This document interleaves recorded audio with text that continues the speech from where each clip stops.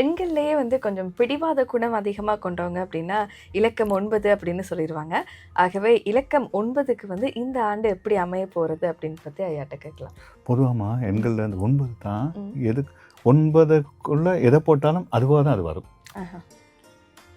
அப்போ ஒரு தனி ஆற்றல் படைச்சது. ம்ஹும். 9 நவக்கிரகங்கள் சொல்லுவோம். செவ்வாயின் ஆதிக்கம் அதிக அளவாக இருக்குது. ஆஹா. ரொம்ப உஷ்ணமானவங்க. ம்.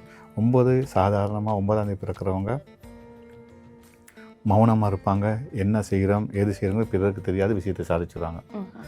ஆனால் அந்த 18காரங்க இருக்காங்களே, ம். இவங்க தான் நீங்கள் சொல்கிற அந்த பிடிவாதக்காரர்கள். ஆஹா. புரிஞ்சு கொள்ள முடியாது. அதிகார தோரணையாக இருக்கும். ஆ. ஆளுமை அது ரொம்ப அதிகமாக இருக்கும். என்னடா இப்படிலாம் சொல்கிறாங்களே அப்படின்னு சொல்லிட்டு மற்றவங்களை யோசிக்கிற அளவுக்கு அவங்க ரொம்ப நடந்து கொள்வாங்க. ஆனால் என்னென்ற ஆதிக்கம் மிக அதிகமாக இருந்தால். அடுத்து 27 இவங்க வந்து எல்லா இப்போ ஒரு ட்ரிப் ஒன்று போனாலுமா தனியாக போக மாட்டாங்க. அப்படியே எல்லாத்தையும் கூப்பிட்டு போகணும். இவங்களை சுற்றி எப்படியுமே ஒரு பின்னுக்கு ஒரு பெரிய படையே இருக்கணும். அப்படி இருந்தால் தான் அவங்களுக்கு சந்தோஷம். ஆனால் எல்லாத்தையும் செலவு பண்ணுவாங்க. அதில் ஒரு அவங்களுக்கு ஒரு சந்தோஷம். இப்படி ஒரு நல்ல மனம் படைத்தவர்கள் தான் 9. இவங்க நினச்சா எதையும் சாதிப்பாங்கம்மா.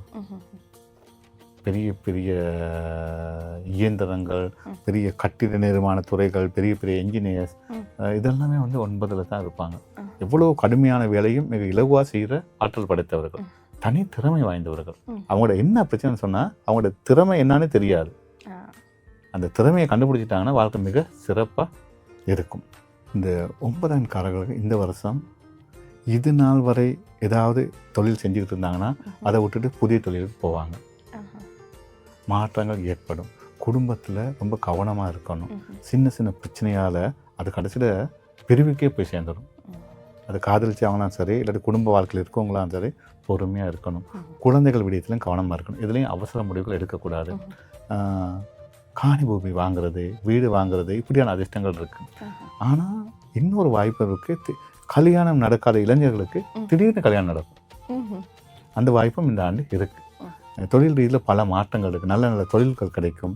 பொருளாதாரம் வந்து மெதுவாக நல்ல உயர்நிலைக்கு வரும் வாய்ப்புகளை நல்லா பயன்படுத்தி நிதானமாக பொறுமையாக செயலாற்றினா இந்த 2026ஆம் ஆண்டு 9, 18, 27 இந்த தேதியில் பிறந்தவங்களுக்கு வந்து மிக சுபிட்சமான ஒரு நல்ல ஆண்டாகவே இருக்கும்.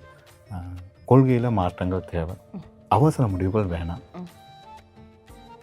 விட்டு கொடுப்பும் பொறுமையும் நிதானத்துடன் செயலாற்றினாங்கன்னா மிக சிறந்த ஆண்டாகவும் ஒரு வெற்றி ஆண்டாகவும் 2026 பார்க்கலாம். இப்போ சிறிய சிறிய மாற்றங்களோடு கொஞ்சம் நிதானமாக இருந்தாங்க அப்படின்னா இலக்கம் 9ல் பிறந்தவங்களுக்கு 2026ஆம் ஆண்டு ரொம்பவே சுபீட்சமாக அமையும் அப்படின்னு சொல்லியிருக்கீங்க இல்லையா? நிச்சயமாமா.